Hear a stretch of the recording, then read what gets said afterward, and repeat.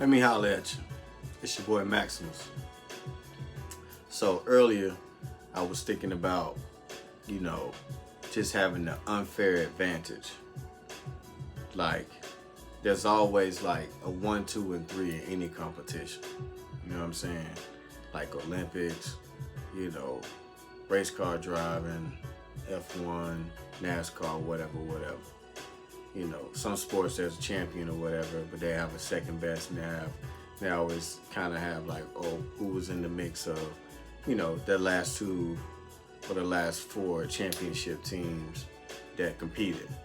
But there's always a last impact. But the most of the time, the person who wins out typically has the unfair advantage. And I don't say all this to say that like, somebody's coming out and they just having like this ridiculous like, you know what I'm saying, like, you know, I guess this team is just so much greater than this team. This person is just so much greater. I'm not talking about like that. I'm talking about top of the pack, like competing head to head. The one thing that separates that one person over that particular pack of people that's at the top is typically the unfair advantage. So, it could be, a mixture of a lot of things. It could be like, what I'm saying? It could be the back end of your setup of your gear. For me, a lot of it is the analog gear that I use. The way I have things aligned and set up and in parallel of each other and mixed back in and then going into the computer. A lot of people have certain techniques they use in the computer, certain plugins, certain presets that they have that give them the unfair advantage over the next person because they know the average person is not going to be doing that procedure, because that procedure might require a little more hard work. It might require a little more financing. It might require a little more money. But at the same time, it's still some type of advantage over the competition, to the point to where when you get into that last group of people, that last 1, 2, and 3, and you can outcompete the 1, 2, and 3. Unless those top 2 and 3 got the same thing you got, then it'll be a close competition. But even then, at least you came prepared.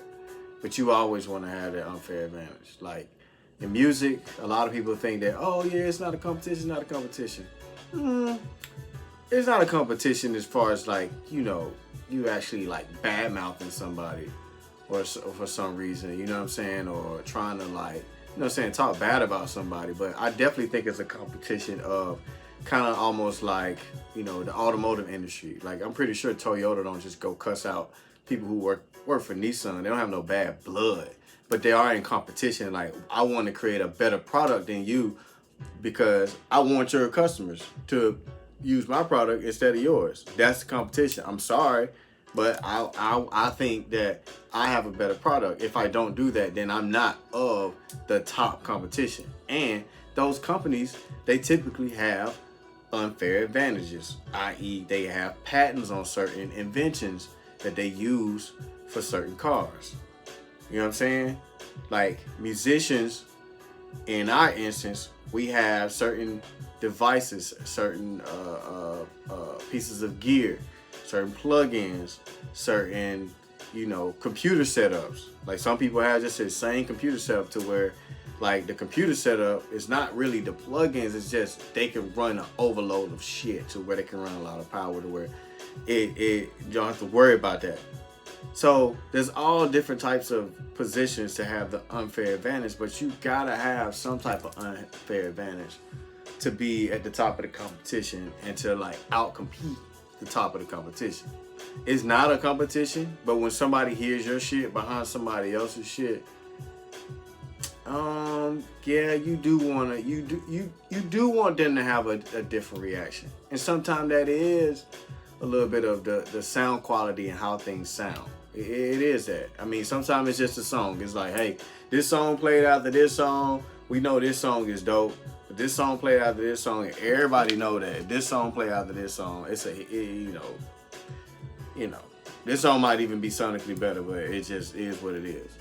But the unfair advantage, guess what the unfair advantage was in that situation? Might have been promotion. It might have been that particular song was just the melody and the groove was just so much better than the next. So creativity in that instance, and just naturally coming up with great melodies, vocal melodies, might have been their unfair advantage to anybody. It might not have been the sound, the ultimate sound. It might have been basically saying that, you know, a runner, that it might not have been their strength. Like, yeah, this person can lift 100 pounds more than me, you know, on their legs on the bench. But my unfair advantage is that my technique of running is just so much better that I get more efficiency out of my stride. That for every stride he take, you know what I'm saying, it's like I'm taking, you know what I'm saying, 1.2, 1.25 strides.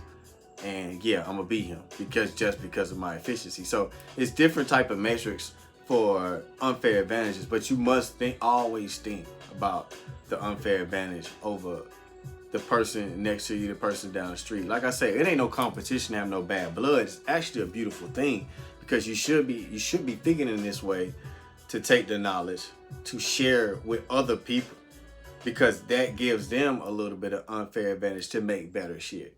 You know what I'm saying? It ain't about them making better shit than you, but it's like, yeah, if I can come up with an unfair advantage and it works and it outshines somebody else, yeah, I don't mind passing it down to them so that their next works can be better. I ain't trying to like be in competition with them, but I gotta prove it first. They gotta make something to sound like this so I can make something to sound like this. And then they'll take mine and make it sound like this, but they might create something to where they had an unfair advantage over me to make something sound like this. And then I'll get that knowledge and then I'll move up. And we just keep moving the bar up. But we only get that unless you pushing the envelope. And a lot of people out there that really, not saying that, you know, if you're new to this and you're beginning, you're probably not going to have enough knowledge to create some type of unfair advantage over everybody else. You learn the basics. So I would learn the basics. But you should be, I would say, if you could take anything away from this video, is learn the basics to the point to where your unfair advantage is that I do everything right the first time. So don't have any like cheat codes, all these tricks and stuff that people teach. Yeah, you can learn that stuff, but don't rely on that just yet. Don't put that in your repertoire. Just put it, use it, put it to the side, but don't oversaturate it, don't overdo it. Learn the basics if you just starting out, to where you don't have to do no tricks.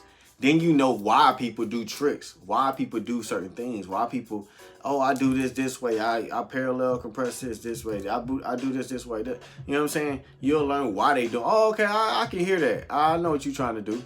You know what I'm saying? Oh, okay, I know how that will come out because you've done it the right way. Then you can create something from that to have an unfair advantage because you understand it from a different perspective, a different standpoint. And we can't control who God gives knowledge. So when you learn it from a different perspective, you know what I'm saying, you actually doing it and actually putting your hands on it and actually saying, I took this concept that this person did and I took it, you know what I'm saying, to another level. I studied it a little more and I came up with this knowledge. It's just all of us being scientists and engineers at the end of the day. So it is a competition to create the first of this and this, but it's to pass this knowledge down. You know what I'm saying? So the next person can create the next greater thing, the next bigger thing, so that we can give enjoyment to the listener. And shit, hell, I'm a listener. I hope y'all still listeners. I hope y'all just ain't overly, you know what I'm saying, like you just, like, you can't come down to the ground to the point to where you can't enjoy music, because I can. So I'm still a listener. So I still enjoy shit. So I still want stuff to be better. Year in and year out, moment in and moment out, album in, album out. So yeah, I do try to push to be better than the next person. But I push to give that knowledge to the next person too. When I do find that knowledge, to be like, I do mine like this. This is what works for me. This is why this sounds and rocks like this. This might work for you. You might be able to take this to the next level. So yes, that's what, you know, is the ultimate goal. But yeah, the unfair advantage, yeah, that's the mission. Always keep that in mind. Always strive to outdo the last song. Peace. I holla at you. Boop.